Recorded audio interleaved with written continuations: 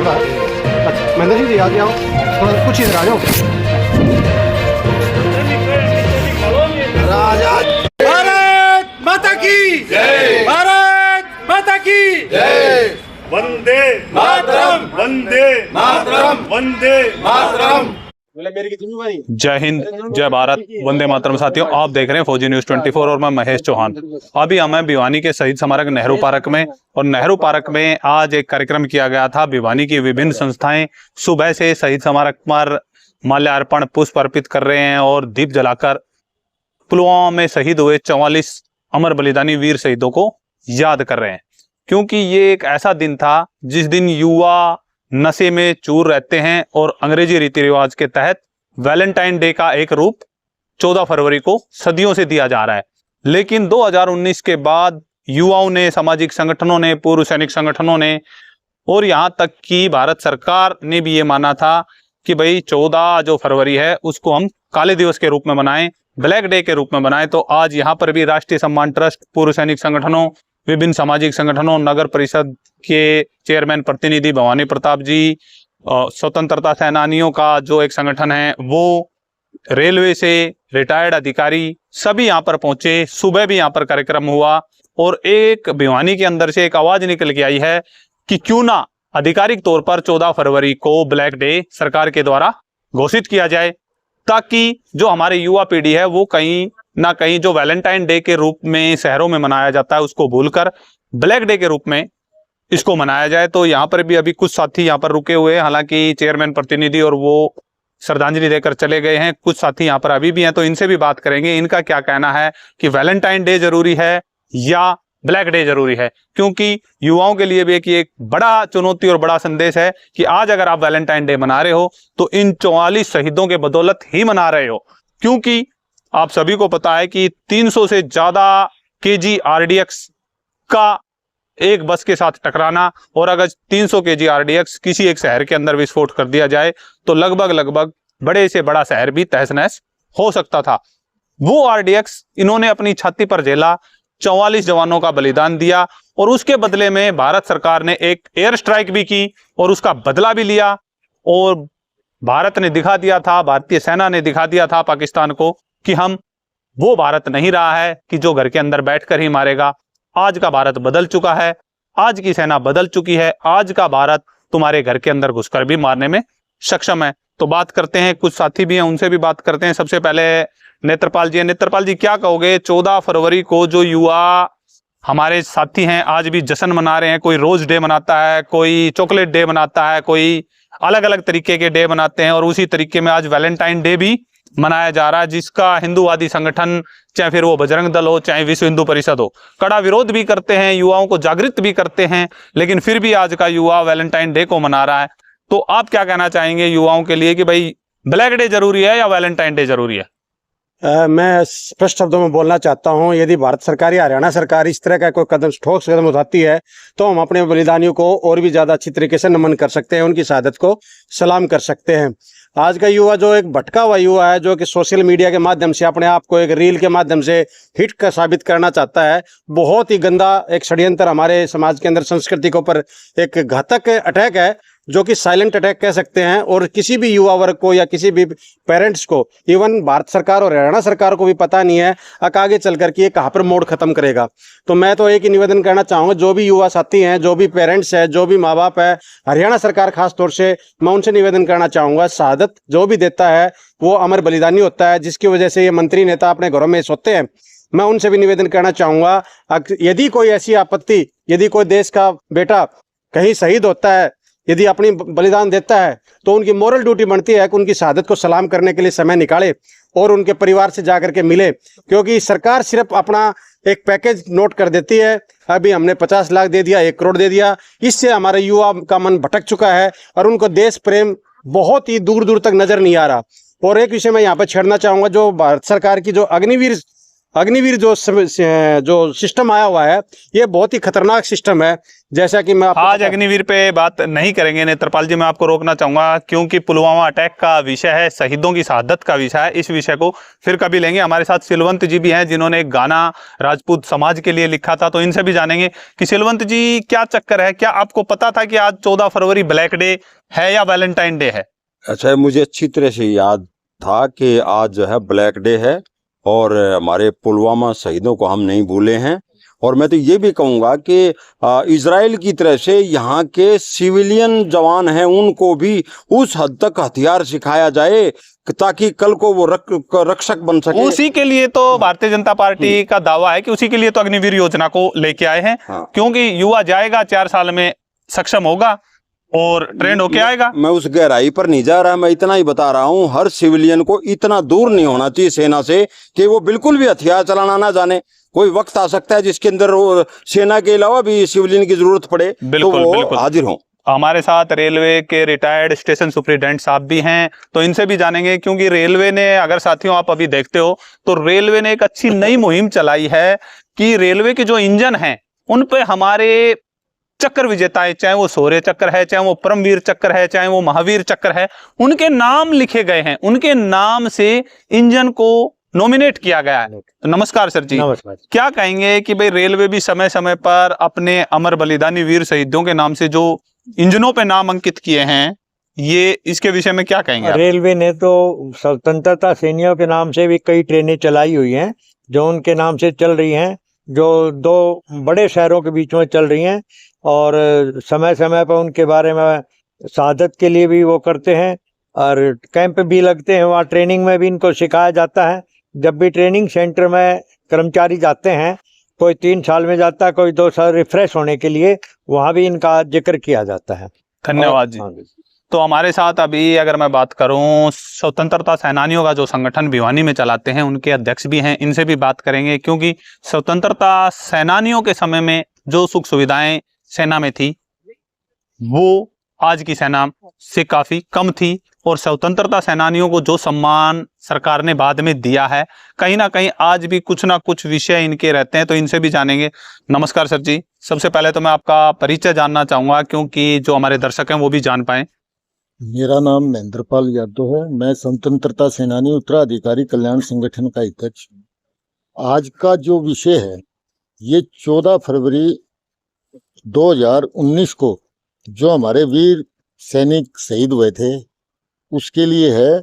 और मेरी तो हमेशा ये प्रेरणा ही रहती है, या मेरा कोई भी मेरे से युवा साथी मिलता है या जुड़ता है, मेरी तो एक ही आवाज रहती है कि आप उनके बारे में सोचो जो अपना सब कुछ देश के लिए निछावर करके, और आपको आरामदायक जिंदगी, जो आप आराम से अपने घर सो रहे हो, उसके लिए वो क्या क्या करके आ रहे हैं, उनकी बातों की तरफ आप ध्यान दो, ताकि हमारा देश हर बात का मुंह तोड़ जवाब दे सके। जैसे कि ये 19 में जो हुआ था, इसके उपरांत भारत सरकार ने जो सर्जिकल स्ट्राइक करके जो जवाब दिया, मैं चाहता हूं कि आगे से भी कोई हमारे बात की तरफ ना देख सके, ताकि उसको ये पता चले कि भारत का युवा जाग चुका है, और अगर हमारे देश की तरफ देखने की कोशिश की तो सर्जिकल स्ट्राइक जैसा ही जवाब तैयार है। बिल्कुल बिल्कुल, जय भारत। बिल्कुल। तो साथियों, आपने सुना, यहाँ पे जो भी युवा साथी थे उनको भी सुना और उनसे भी जाना। और अभी मैं अगर इस शहीद स्मारक की बात करूं तो मैं शहीद स्मारक को भी, कैमरामैन को कहूंगा कि बाहर से दिखाने का काम करें,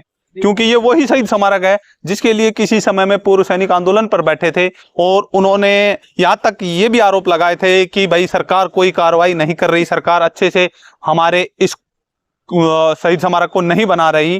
तो मैं अभी आपको बाहर से भी शहीद स्मारक दिखाना चाहूंगा, क्योंकि ये वही शहीद स्मारक है जो कि हमारे उस समय जब हमारे जो साथी थे, जो हमारे पूर्व सैनिक बैठे थे, उसके बाद जो इस शहीद स्मारक पर कार्य किया गया है, या अब जो इस शहीद स्मारक की सौंदर्यकरण के लिए आज भी, आगे आप वीडियो में देखना कि जो चेयरमैन प्रतिनिधि है उन्होंने भी बोला है कि इसके सौंदर्यकरण में कोई कोर कसर नहीं छोड़ी जाएगी और भारी से भारी तादाद में इस पर सौंदर्यकरण कराया जाएगा। तो आप देख सकते हैं ये एक एंट्री गेट है।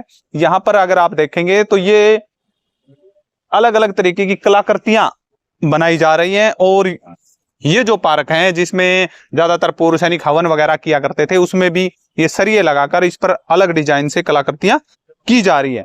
ये कलाकृतियां जो है वो कहीं ना कहीं शहीद स्मारक के सौंदर्यकरण का एक हिस्सा बनेंगी और एक अच्छा शहीद स्मारक कहें कि भाई टॉप 10 के अंदर भिवानी का शहीद स्मारक आने वाला है। तो ये उन्हीं पूर्व सैनिकों के त्याग, बलिदान या संघर्ष की कहानी आज आप सभी के सामने दिखाई दे रही है कि इसके लिए करोड़ों का बजट आया है नेहरू पार्क के लिए और उस करोड़ों के बजट में से लाखों का बजट शहीद स्मारक के सामने लगाया जा रहा है।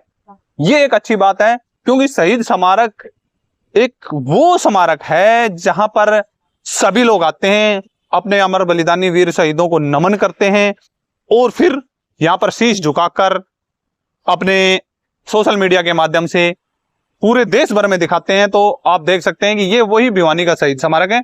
तो जुड़े रहें फौजी न्यूज 24 के साथ, वीडियो को अंत तक अवश्य देखें और कमेंट में अपनी राय अवश्य बताएं। मैं महेश चौहान, मेरे सहयोगी मिंटू सैनी के साथ। हाँ जी भाई साहब, क्या कहेंगे, क्या कार्यक्रम? आज जो हमारे जवान 2019 के अंदर पुलवामा हमले के अंदर जो हमारे जवान शहीद हुए थे, उन शहीदों की 14 फरवरी को आज पुण्यतिथि बना करके, वर्षी बना करके यहाँ श्रद्धांजलि सबने अर्पित की है। और जो वीर जवानों के कंधों पर जो देश की सुरक्षा का भार है, ऐसे माँ भारती के सपूतों ने अपना सर्वस्व देश के ऊपर न्यौछावर करके इस देश की सुरक्षा की है, इस देश की सीमाओं की सुरक्षा के लिए तत्पर हैं। ऐसे सभी देश के वीरों को हम सलाम करते हैं, उनको नमन करते हैं। अगर बात करें शहीद स्मारक के सामने भी नगर परिषद का जो कार्य चल रहा है, उसके विषय में क्या कहेंगे कि ये सौंदर्यकरण जो नगर परिषद के द्वारा कराया जा रहा है? जी, अभी नगर परिषद के द्वारा हम पूरे सारे जो हमारा नेहरू पार्क का पूरा ही है क्षेत्र है, इसका सारा का सारा हम करीबन 5.5 करोड़ की लागत से सुंदरीकरण कर रहे हैं। इसके अंदर सारा पार्क की कायाकल्प हो जाएगी।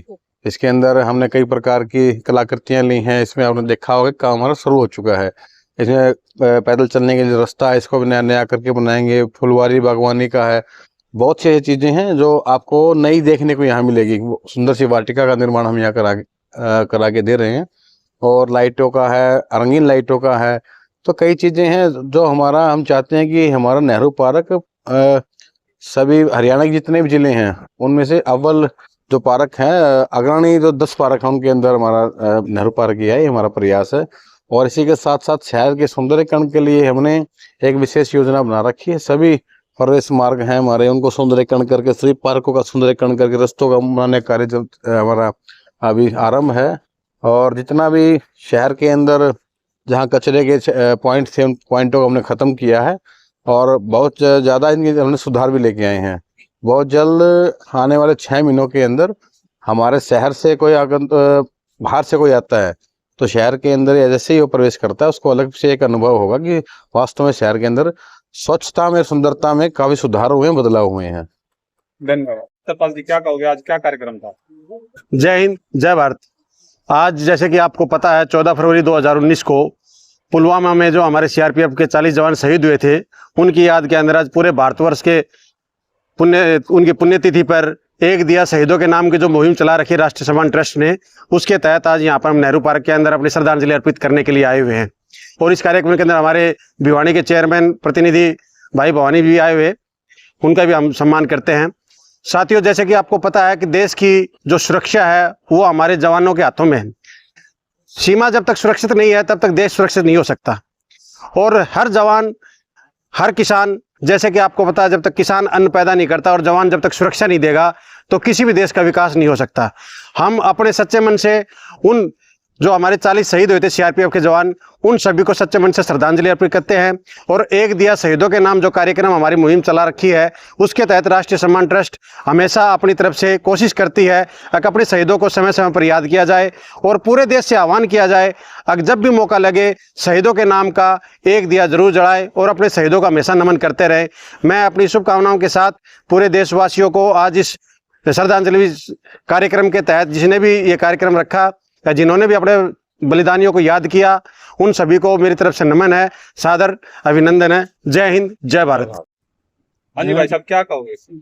मैं स्वतंत्रता सेनानी उत्तराधिकारी कल्याण संगठन का अध्यक्ष होने के नाते आज का ये जो कार्यक्रम रखा गया श्रद्धांजलि सभा का, मैं सलूट करता हूँ ताकि हमारे देश की युवा पीढ़ी को पता चले। अगर आज हम आज़ादी की हवा में अगर सांस ले रहे हैं तो इन्हीं की बदौलत है।